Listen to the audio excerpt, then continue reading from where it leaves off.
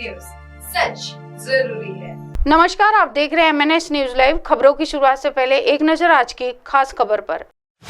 लापता बच्ची से रेप, दरिंदगी के बाद शव को भट्टी में जलाया। राजस्थान के भीलवाड़ा जिले में एक नाबालिग बच्ची से रेप और फिर भट्टी में जलाने का मामला सामने आया है।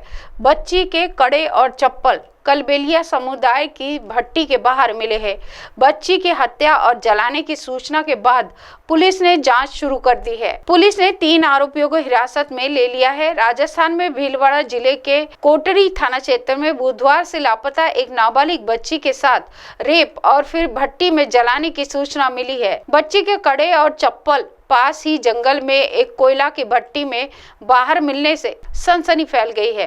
नाबालिग लापता बच्ची की सूचना ग्रामीणों ने कोटरी थाने में दी थी, तो पुलिस ने जांच पड़ताल की। अब तक इस मामले में 3 आरोपियों को हिरासत में ले लिया गया है। भीलवाड़ा में इस सनसनीखेज वारदात के बाद कोटरी थाना प्रभारी एडिशनल SP मौके पर पहुंचे। FSL टीम और डॉग स्क्वाड को भी मौके पर बुलाया गया है। इस मामले में थाना प्रभारी खीवराज गुर्जर ने बताया है कि नरसिंहपुर गांव की एक नाबालिग बच्ची बुधवार सुबह अपनी मां के साथ खेतों में बकरियां चराने गई थी। दोपहर को उसकी मां तो घर लौट आई, लेकिन बच्ची लापता हो गई थी।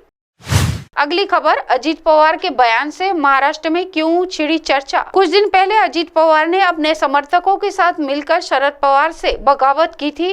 अब अजीत पवार और उनके समर्थक महाराष्ट्र सरकार में मंत्री है। पार्टी में विभाजन के बाद NCP के दोनों गुटों के नेताओं ने सार्वजनिक मंच से एक दूसरे की आलोचना की थी। अजीत पवार ने खुद NCP अध्यक्ष शरद पवार की भूमिका पर सवाल उठाए थे, लेकिन अजीत पवार और उनके समर्थक विधायक सीनियर पवार की इच्छा के खिलाफ राज्य सरकार में शामिल होकर कह रहे हैं कि शरद पवार आज भी हमारे भगवान है। इसलिए राजनीतिक हलकों में यह संदेह जताया जा रहा है कि क्या ये घटनाक्रम शरद पवार की सहमति से हुआ है। इसी तरह पुणे जिले के शिरूर तहसील में अजीत पवार के नए बयान ने भी भ्रम पैदा कर दिया है।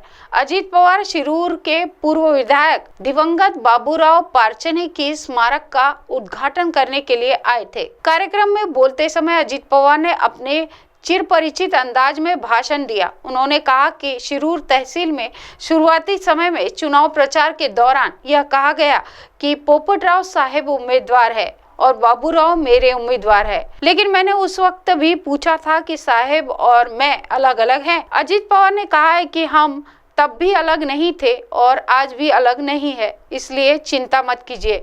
फिलहाल अजीत पवार के इस बयान ने एक बार फिर सियासी उलझन पैदा कर दी है। इसी के साथ देश दुनिया की तमाम खबरों के साथ जुड़े रहे और देखते रहे MNS न्यूज लाइव। नमस्कार।